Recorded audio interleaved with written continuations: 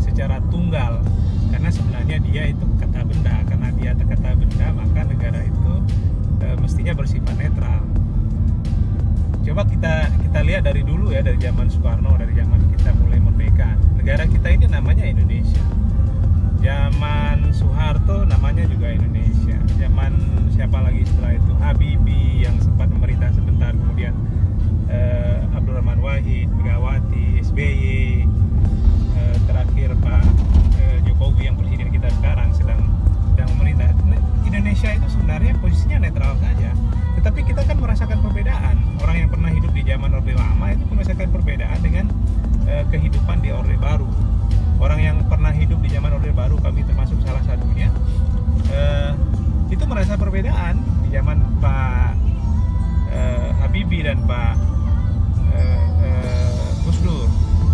Kemudian ada Megawati, berbeda terus. Nah, itu berarti apa yang harus kita analisis? Kita harus analisis perilaku orang-orang yang mengelola negaranya.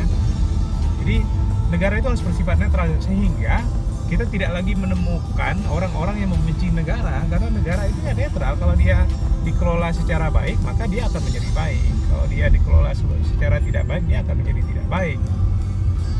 Jadi jangan sampai ada orang yang membenci negaranya. Nah, itu kan kita lihat, misalnya teman-teman kelompok separatis misalnya, cenderung menjadikan negara itu sebagai musuh dia, sebagai musuh. Jadi bukan perilaku orangnya yang dimusuhi, negaranya yang dimusuhi, sehingga karena negaranya dimusuhi, mereka merasa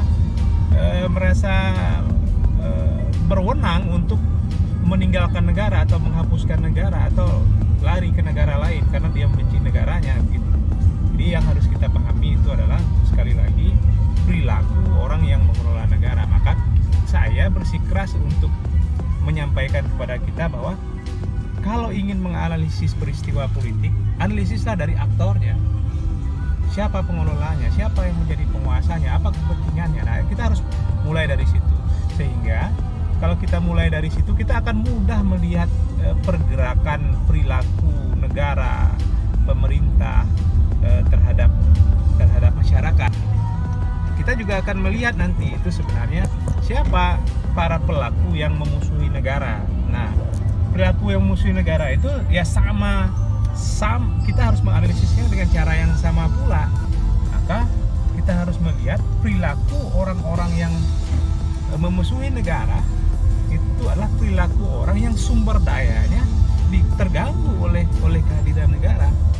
Maka mereka merasa negara tidak bersahabat dengan mereka, sehingga mereka akan melakukan upaya untuk menjegal negara.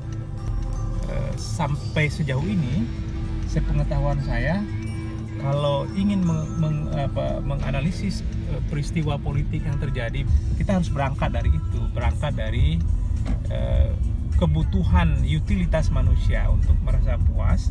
Dan kalau kita berbicara itu dalam konteks politik, kita akan melihat selalu itu di latar belakangi oleh perebutan sumber daya.